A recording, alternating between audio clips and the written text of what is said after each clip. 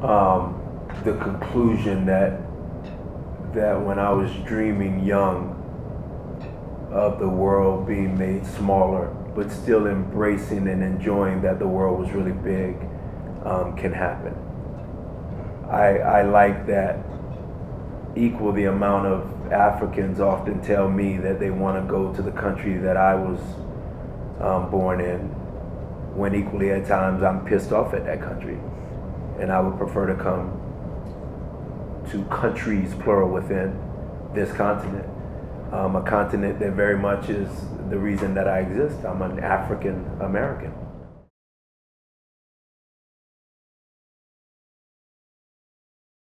What, ironically, I just was sharing this with two lovely gentlemen who asked about my love of music, and I'm coming out with an album. And it looks like I will be in the studio within the next 2 days in Cape Town at night when the work on Castle Lite is done with one of those local artists from Africa. I could never speak about who that would be because I get in trouble. He's young. That's a great hint, right? But yeah, so I'm a poet, you know, so it's a spoken word album. I'm rapping in it a little bit, singing a bit. I'm writing a children's book presently called Supernova, named after my daughter. Yeah, I'm doing a lot. This summer was interesting because I guess I said to the cosmos or to the universe I didn't necessarily need to do a movie. And the universe heard me because there were definitely movie offers, about 5 or 6, but it just wasn't movies that I wanted to do. I would have leapt, dove in if it was the right movie, but you know, there was nothing that was the right movie. So I ended up just deciding to go deep into the poetry album.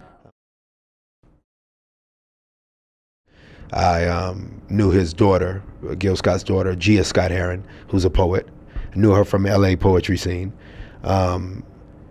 And yeah, I was garnered the rights, which is amazing to me, man, to play Gil Scott, to play such a complex character who meant so much to the movement of people, you know.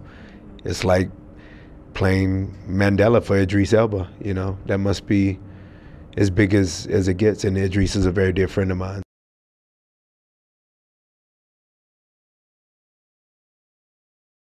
I want Scream to play Dr. King, especially with him being from my hometown. He's obviously an orator, a poet, an alpha, which fraternity I'm in as well. And so obviously David Oyelowo, who is no stranger to African descent. David got to play that, which was interesting that an African got to play Dr. King. But I'll settle for Gil Scott.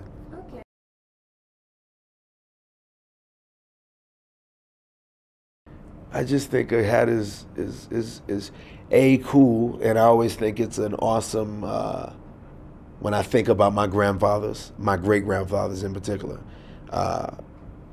Pops, who was Aaron Williams, he was a hat wearer, and it was always a cool hat, you know, and so growing up, being 4 or 5 years old and seeing that hat, and by the time he was gone, I was a teenager, and starting to really like these types of hats and not just the baseball caps that the American white boys were wearing.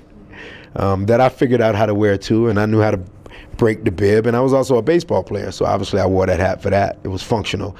And sneakers, you know, I'm a sneaker junkie, so always a cool pair of sneakers. No, I'm not wearing them presently. I tried to clean up. Tried to clean up for y'all today.